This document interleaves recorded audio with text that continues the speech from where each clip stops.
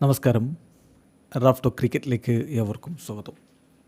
ഇന്ത്യയും ഇംഗ്ലണ്ടും തമ്മിലുള്ള 5 മത്സരങ്ങളുടെ ടെസ്റ്റ് പരമ്പരയിലെ ആദ്യ ടെസ്റ്റ് ലീഡ്സിൽ ഇന്നലെ ആരംഭിച്ചല്ലോ. അപ്പോൾ ആദ്യ ദിവസം ഇന്ത്യ സമ്പൂർണ്ണ ആധിപത്യമാണ് പുലർത്തിയത്. 359-3 എന്ന നിലയിലാണ് ഇന്നലത്തെ സ്റ്റംസിൻ്റെ സമയത്ത് സ്കോർ ബോർഡുള്ളത്. ഇംഗ്ലണ്ടിന് എവിടെയാണ് പാളിയത്? ഇംഗ്ലണ്ട് ഒരു വലിയ മണ്ടത്തരം കാണിച്ചു, ഇന്ത്യയെ അനുഗ്രഹിച്ചു വിട്ടു, പോയി കളിച്ചു വാ എന്ന് പറഞ്ഞു വിട്ടു എന്ന തരത്തിലാണ് ചില നിരീക്ഷകരിപ്പോൾ കാര്യങ്ങൾ പറഞ്ഞു വെക്കുന്നത്. പിന്നെ നമ്മുടെ കമൻറ്റ് ബോക്സിലൊക്കെ കാണുന്ന പോലെ ഇംഗ്ലീഷ് ബൗളിംഗ് വളരെ ദുരന്തമായി മാറി. ആൻഡേഴ്സൺ ഇല്ലാത്തതാണ് പ്രശ്നം. വിരമിച്ചു പോയ ആൻഡേഴ്സൺ ഇല്ലാത്തതാണ് പ്രശ്നം എന്നൊക്കെ ഇങ്ങനെ പറഞ്ഞുകൊണ്ട് നമ്മുടെ പയ്യന്മാരുടെ മികവിനെ ഇടിച്ചു താഴ്ത്തി കാണിക്കാനും ചിലർ ശ്രമിക്കുന്നുണ്ട്. ആ പിച്ചിൻ്റെ ഒരു സ്വഭാവം നേരത്തെ തന്നെ വിലയിരുത്തിയിരുന്നത് ആദ്യ ദിവസം ബൗളിങ്ങിന് അനുകൂലമായേക്കും, പിന്നീട് അത് ഒരു ഫ്ലാറ്റ് പിച്ചായിട്ട് മാറും, ബാറ്റിങ്ങിനെ സഹായിക്കും. ഫോർത്ത് ഇന്നിങ്സിൽ അവിടെ വലിയ സ്കോറൊക്കെ നേരത്തെയൊക്കെ ചേസ് ചെയ്തിട്ടുണ്ട്. ടോസ് കിട്ടുന്ന ടീം ആദ്യം ബൗൾ ചെയ്യുകയായിരിക്കും ചെയ്യുക എന്ന് നേരത്തെ തന്നെ പിച്ചുമായി ബന്ധപ്പെട്ട വിവരങ്ങൾ നൽകുന്നവരൊക്കെ പറഞ്ഞതാണ്. പക്ഷേ ടോസിൻ്റെ സമയത്ത് ബെൻ സ്റ്റോക്സ് അതേ തീരുമാനമെടുക്കുമ്പോൾ ഇപ്പോൾ വലിയ വിമർശനങ്ങൾ വരുന്നു. മൈക്കിൾ വോൺ അതിശക്തമായ ഭാഷയിൽ ചില പ്രതികരണങ്ങൾ നടത്തുന്നുണ്ട്. അദ്ദേഹം പറയുന്നത് നിങ്ങൾ ഒരു തീരുമാനമെടുക്കുമ്പോൾ ആ മൊമെൻറ്റിലെ കാര്യങ്ങൾ നോക്കിയാണ് എടുക്കേണ്ടത്. നിങ്ങൾ 1 കൊല്ലം മുമ്പോ 2 കൊല്ലം മുമ്പോ അവിടെ കളിച്ചപ്പോൾ ഫോർത്ത് ഇന്നിങ്സിൽ വലിയ സ്കോർ ചേസ് ചെയ്തു എന്നും പറഞ്ഞുകൊണ്ടല്ല ഒരു കളിയിൽ തീരുമാനമെടുക്കേണ്ടത്. അന്നത്തെ ദിവസം എന്താണ്, ആ ദിവസത്തിൻ്റെ സ്വഭാവം എന്താണ്, വെയിലുള്ള ദിവസമാണോ, ബാറ്റിങ്ങിന് അനുകൂലമാകുമോ, ബൗളിങ്ങിന് അനുകൂലമാകുമോ എന്നൊക്കെ ചിന്തിച്ച് തീരുമാനമെടുക്കേണ്ടതിന് പകരം ഇന്ത്യയുടെ യങ് ബാറ്റിംഗ് ലൈനപ്പിനെ, പുതിയ നായകനെ അനുഗ്രഹിച്ച് ആശംസിച്ച് പോയി കളിച്ചു വാടാ മക്കളെ എന്ന രൂപത്തിൽ പറഞ്ഞു വിട്ടു എന്നാണ് മൈക്കിൾ വോണിൻ്റെ ഒരു പ്രതികരണം. അദ്ദേഹം BBC-യുടെ ടെസ്റ്റ് മാച്ച് സ്പെഷ്യൽ പ്രോഗ്രാമിൽ പറഞ്ഞത് ഇങ്ങനെയാണ്: ഞാനൊരു bit of an old school ട്രഡീഷണലിസ്റ്റാണ്. ലീഡ്സിൽ കളിയൊക്കെ വരുമ്പോൾ വെൻ ദി സൺ ഷൈൻസ് അവിടെ തീരുമാനമെടുക്കാൻ കുറച്ചുകൂടി എളുപ്പമാണ്. പർട്ടിക്കുലർലി ഒരു ടെസ്റ്റ് മാച്ചിൻ്റെ ബിൽഡപ്പിൽ വളരെ ഡ്രൈ ആയിട്ടുള്ള ഒരു ഡ്രൈ ആൻഡ് സോ നൈസ് എന്ന രൂപത്തിലാണുള്ളതെങ്കിൽ തീരുമാനമെടുക്കാൻ എളുപ്പമല്ലേ? പക്ഷേ ഇവിടെ തീർച്ചയായിട്ടും ഐ വാസ് സ്റ്റാഗേർഡ്. ഞാനത് കേട്ടപ്പോൾ, ഗോയിങ് ടു ബൗൾ ഫസ്റ്റ് എന്ന് കേട്ടപ്പോൾ തീർച്ചയായിട്ടും എനിക്ക് അത്ഭുതം തോന്നി. ഞാൻ വിചാരിച്ചത് ഇപ്പം ട്രഡീഷൻസൊക്കെ ഇപ്പം പോയി കഴിഞ്ഞു, അതൊന്നും ആരും ഫോളോ ചെയ്യുന്നില്ല എന്നെനിക്ക് തോന്നിപ്പോയി. ശരിയാണ്, എനിക്കറിയാം ഇംഗ്ലണ്ട് ഇവിടെ വലിയ സ്കോർ ചില ഘട്ടങ്ങളിൽ ചേസ് ചെയ്ത് വിജയിച്ചിട്ടുണ്ട് പല വട്ടം, റീസെൻറ്റ് ടൈംസിൽ അങ്ങനെയുണ്ട്. എന്നാലും നിങ്ങളൊരു തീരുമാനമെടുക്കുമ്പോൾ ആ മൊമെൻറ്റിലെ കാര്യങ്ങൾ നോക്കി വേണം തീരുമാനമെടുക്കാൻ. അല്ലാതെ just because you have one A year ago, 2 years ago or 3 years ago എന്ന് പറഞ്ഞുകൊണ്ടൊരു തീരുമാനമെടുക്കുന്നതിൽ അർത്ഥമില്ല. അങ്ങനെയല്ല കാര്യങ്ങൾ വേണ്ടത്. നിങ്ങൾ 1 കൊല്ലം മുമ്പോ 2 കൊല്ലം മുമ്പോ വിജയിച്ചതൊന്നും ഇന്നത്തെ കളിയെ ബാധിക്കില്ല. ഇവിടെ സംഭവിച്ചെന്താണെന്ന് വെച്ചാൽ they allowed India with a young batting lineup and a new captain to just go and play. അതിന് ഇന്ത്യയെ അനുവദിച്ചു എന്ന മട്ടിലാണ് ഇവിടെ കാര്യങ്ങൾ സംഭവിച്ചിരിക്കുന്നത് എന്ന് മൈക്കിൾ വോണിൻ്റെ വിശകലനം വരുന്നു, അദ്ദേഹത്തിൻ്റെ വിമർശനം വരുന്നു. അപ്പോൾ കാര്യങ്ങൾ ഏതാണ്ട് അതിൽ വ്യക്തമാണല്ലോ.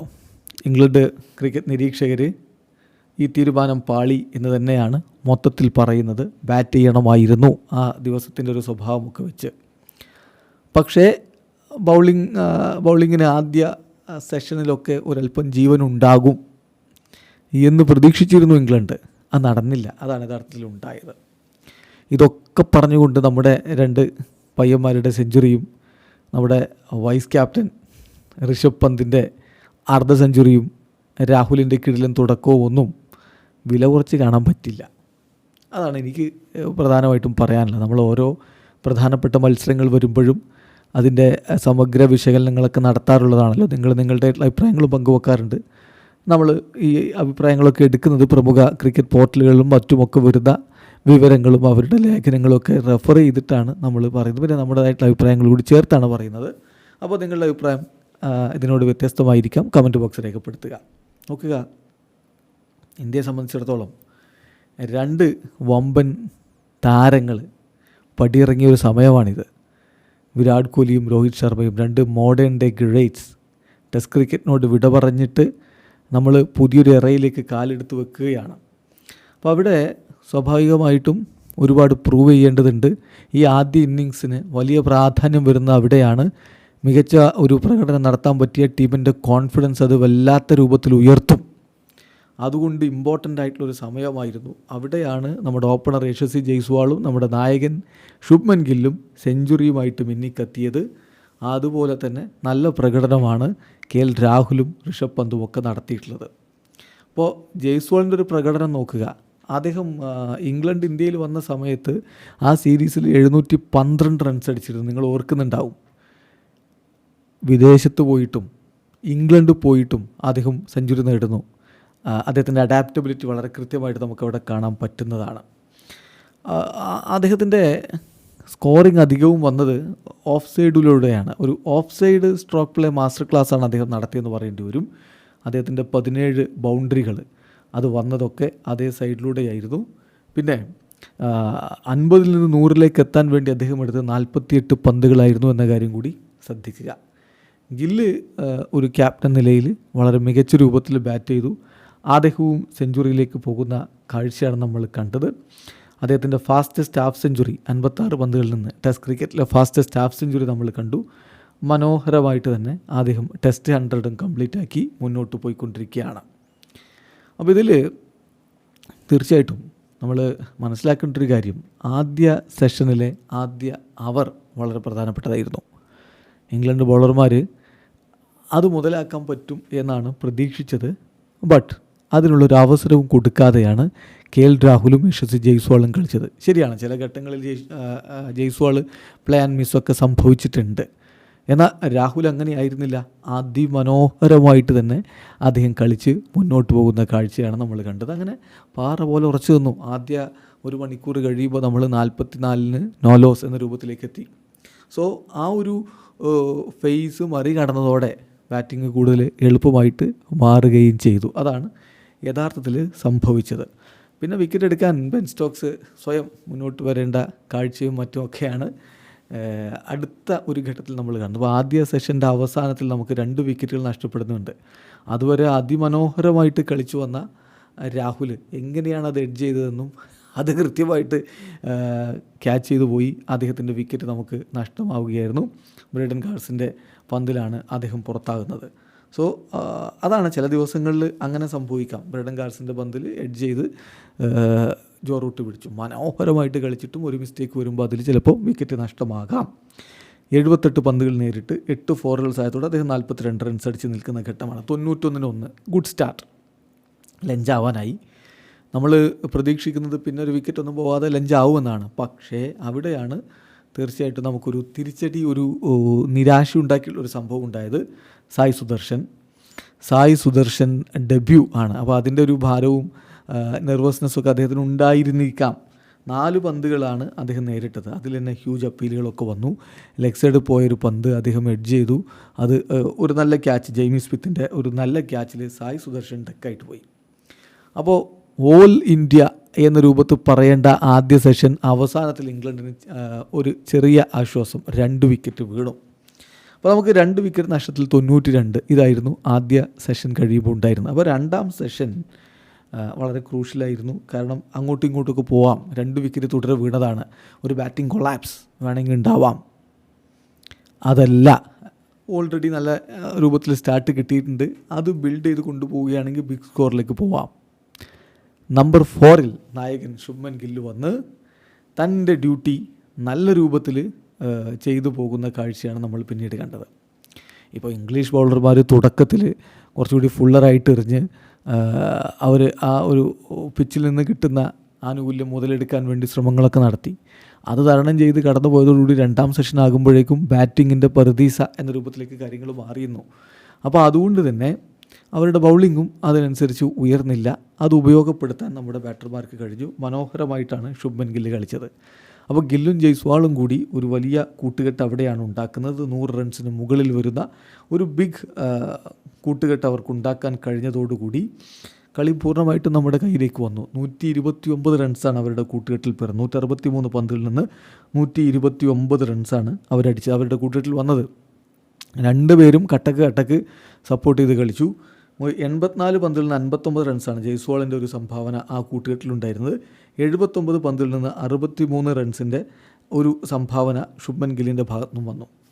അങ്ങനെ നമ്മുടെ സ്കോറ് മികച്ച രൂപത്തിലേക്ക് എത്തിക്കഴിഞ്ഞു. 200 കടന്ന് പോയി. 221-2 എന്ന നിലയിൽ നിൽക്കുമ്പോഴാണ് ജയ്സ്വാളിനെ ബെൻ സ്റ്റോക്സ് പുറത്താക്കുന്നത്. 158 പന്തിൽ നിന്ന് 16 ഫോറും ഒരു 6 അടക്കം 101 റൺസ് അടിച്ചിട്ടാണ് യശസ്വി ജയ്സ്വാൾ പോകുന്നത്. പിന്നെ പന്ത് വരുന്നു നമ്പർ 5 പന്ത്. കാരണം കരുൺ നായരൊക്കെ പിന്നാലെ ഇനിയും ബാറ്റർ വരാനുണ്ട്. സ്റ്റിൽ പന്ത് തന്നെ നമ്പർ 5. നമ്മൾ ഇന്നലെ തന്നെ ചർച്ച ചെയ്തതാണ് പന്ത് നമ്പർ 5 വരും എന്നുള്ളത്. അത് തന്നെയാണ് സംഭവിച്ചത്. അദ്ദേഹം അതിനിടയ്ക്ക് ഒരു കാര്യം കൂടി, ജയ്സ്വാൾ ശരിക്കും സ്ട്രഗിൾ ചെയ്തിരുന്നു അവസാന ഘട്ടത്തിൽ.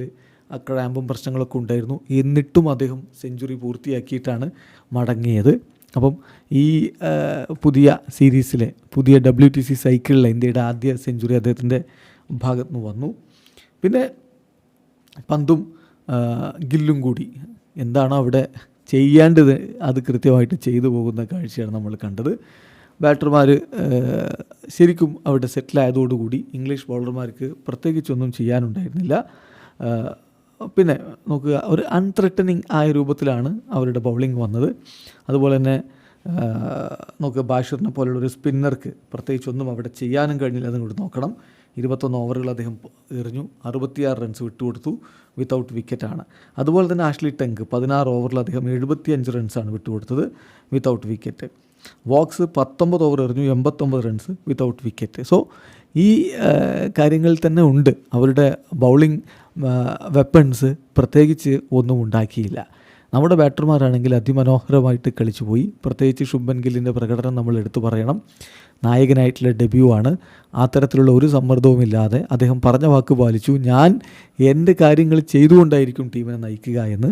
അത് കൃത്യമായിട്ട് അദ്ദേഹം ചെയ്ത് കാണിക്കുന്ന കാഴ്ച നമ്മൾ കണ്ടു. ആ സെഞ്ചുറിയും കടന്ന് വളരെ സുന്ദരമായിട്ട് അദ്ദേഹം മുന്നോട്ട് പോകുമ്പോൾ ഒരു ഭാഗത്ത് പന്ത് തൻ്റേതായിട്ടുള്ള രീതിയിൽ തന്നെ കളിക്കുന്ന കാഴ്ച. അപ്പോൾ അവസാന ഓവറിലൊക്കെ സാധാരണ ബാറ്റർമാർ എന്താണ് ചെയ്യുക, ആ ദിവസം അങ്ങ് അവസാനിപ്പിക്കാൻ വേണ്ടി ആ ഓവറൊക്കെ തട്ടിമുട്ടി അങ്ങനെ നിൽക്കും. പക്ഷേ പന്ത് ചെയ്യുന്നത് ഇറങ്ങി വന്ന് സിക്സർ അടിക്കുക, അങ്ങനെയൊക്കെയുള്ള പന്തിൻ്റെ സ്റ്റൈൽ കാര്യങ്ങളും നമ്മൾ കണ്ടു. പന്തും സുന്ദരമായിട്ട് തന്നെയാണ് കളിച്ചത്. അദ്ദേഹം 102 പന്തിൽ 6 ഫോറും 2 സിക്സും അടക്കം 65 റൺസ് അടിച്ച് ക്രീസിലുണ്ട്. അപ്പോൾ ആദ്യ ദിവസത്തെ സ്റ്റംപ്സിൻ്റെ സമയത്ത് 359-3. 2 കാര്യങ്ങളാണ് ഇതിൽ പറയാനുള്ളത്. ഒന്ന്, ഇംഗ്ലീഷ് ബൗളിങ്ങിന് പഴയ മൂർച്ചയില്ല എന്നുള്ളത് ഈ ഒരു സീരീസിന് മുമ്പ് തന്നെ നമ്മൾ പറഞ്ഞിരുന്ന കാര്യങ്ങളിൽ ഒന്നാണ്. അത് വീണ്ടും തെളിയുകയാണ്. ഇപ്പം ആൻഡേഴ്സൺ ഇല്ലാത്തതാണെന്നൊക്കെ പറഞ്ഞൊരു അർത്ഥമില്ല. 40-40 വയസ്സ് കഴിഞ്ഞ ശേഷം അദ്ദേഹം വിരമിക്കുകയാണ്. അപ്പോൾ ആൻഡേഴ്സണും സ്റ്റീവൻ ഹാർമിസനും ഒക്കെ ഉണ്ടായിരുന്ന ഒരു കാലഘട്ടം അത് കഴിഞ്ഞിട്ട് പിന്നീട് ഇങ്ങനെയൊക്കെ തന്നെയാണ് ഇംഗ്ലീഷ് ബൗളിംഗ് പോകുന്നത്. അപ്പം ആൻഡേഴ്സൺ കൂടി അങ്ങ് പിൻവാങ്ങുമ്പോൾ കാര്യങ്ങളൊന്നുകൂടി വ്യക്തമാവുന്നു എന്ന് മാത്രമേ അവിടെ സംഭവിക്കുന്നുള്ളൂ. പിന്നെ ഈ പറഞ്ഞ പോലെ മൈക്കിൾ വോൺ പറഞ്ഞ പോലെ 1 കൊല്ലം മുമ്പോ 2 കൊല്ലം മുമ്പോ നിങ്ങൾ ചേസ് ചെയ്ത് അവിടെ വിജയിച്ചിട്ടുണ്ട് എന്ന് വെച്ച് അന്നത്തെ ദിവസത്തിൻ്റെ സവിശേഷതയൊന്നും നോക്കാതെ ബോൾ ഫസ്റ്റ് വിളിക്കുന്നതിൻ്റെ യുക്തി എന്താണ് എന്ന ചോദ്യമുണ്ട്. ഇപ്പോൾ പഴയ സ്റ്റാറ്റിസ്റ്റിക്സ് മാത്രം വെച്ചുകൊണ്ട് തീരുമാനമെടുക്കുമ്പോൾ ഇങ്ങനെയുള്ള തിരിച്ചടികളും കിട്ടാം. അപ്പോൾ ഇംഗ്ലണ്ടിന് മണ്ടത്തരം പറ്റിയിട്ടുണ്ട്, അതിൽ സംശയമൊന്നുമില്ല. പക്ഷേ അത് മാത്രമാണ് ഇന്ത്യയുടെ ഈ വലിയ സ്കോറിന് കാരണം എന്ന് പറഞ്ഞുകൊണ്ട് നമ്മുടെ പിള്ളേരുടെ പ്രകടനത്തെ ഇടിച്ച് താഴ്ത്തുകയും വരുത്. ഇന്നത്തെ ദിവസം വളരെ ക്രൂഷ്യലാണ്. വലിയൊരു സ്കോറിലേക്ക് പോകാനുള്ള അടിത്തറ നമുക്കുണ്ട്. അത് മുതലെടുത്തുകൊണ്ട് ഒരു വലിയ സ്കോറിലേക്ക് പോകാൻ നമ്മുടെ കുട്ടികൾക്ക് കഴിയട്ടെ. നിങ്ങൾക്ക് വ്യത്യസ്ത അഭിപ്രായങ്ങളുണ്ടാവും, കമൻറ്റ് ബോക്സ് രേഖപ്പെടുത്തുക. വീഡിയോ അവസാനിക്കുന്നു. ക്രിക്കറ്റ് ലോകത്തെ കൂടുതൽ വിശേഷങ്ങളുമായി റാഫ് ടോക്സ് കൊണ്ടുവെത്താം.